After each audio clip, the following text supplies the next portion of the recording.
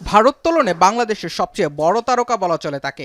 2016 সালের পর থেকেই বাংলাদেশের ভারোত্তোলনে পোস্টার গার্ল হয়েছিলেন মাবিয়া আক্তার। তবে এবার তাতে লাগলো ডোপ কেলেঙ্কারির দাগ।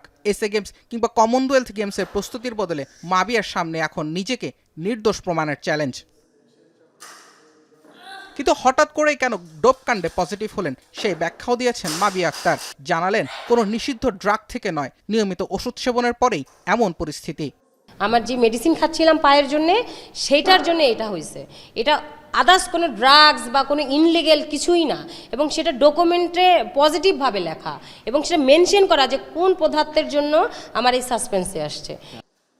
নিজের উপরে এমন নিষেধাজ্ঞার জন্য অবশ্য মাবিয়া দায় চাপালেন অলিম্পিক অ্যাসোসিয়েশন এবং দেশের ক্রীড়াঙ্গনের যথাযথ মেডিকেল টিম না থাকার দিকে। আপনাদের বাংলাদেশে কোনো স্পোর্টস ডক্টর আছে যারা আপনারা গভর্নমেন্টে নিয়োগ দিয়েছেন আমি তার পারমিশনে খেয়েছি? বিষয়টা কিন্তু তা না। আমি কাকে ব্লেম করব? আমি কিন্তু আমার হাঁটুর ব্যথায়, যেহেতু আমাদের কোনো গার্ডিয়ান নাই অ্যাজ এ ডক্টর, আমি কিন্তু বাইরে একজন ডক্টর দেখিয়েছি। আমি যে তাকে ব্লেম করব, সে কি অবগত যেটা ওয়েট লিফটিংয়ের জন্য নিষিদ্ধ? এরকম কোনো ডক্টর এসে আমাদের ক্যাম্প চলাকালীন অবস্থা আমাদের টিমের সঙ্গে যে ডক্টররা যান গেমসে, তারা কোনোদিন ফিল্ডে এসে আমাদের চেক করে না এবং আমাদের ব্যাকগ্রাউন্ডসি, মেডিকেল ব্যাকগ্রাউন্ডসি ওনারা জানেনও না।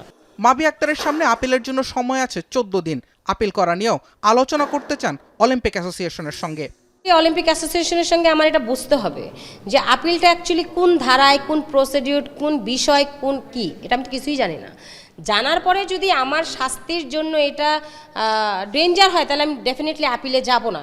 এবং আমার আরেকটা অপশন আছে, ওনাদের সঙ্গে আলোচনা করার পর আমি মেডিকেল কমিটি যারা আমাকে নোটিশ করেছেন তাদের কাছে একটা আপিল করা, যে আমার শাস্তি মার্সির জন্যে। সব জটিলতা শেষ করে খুব দ্রুতই প্রতিযোগিতামূলক ভারোত্তোলনে ফেরার প্রত্যাশায় আছেন মাবিয়া আক্তার। জুবায়ের আহমেদ, এখন, ঢাকা।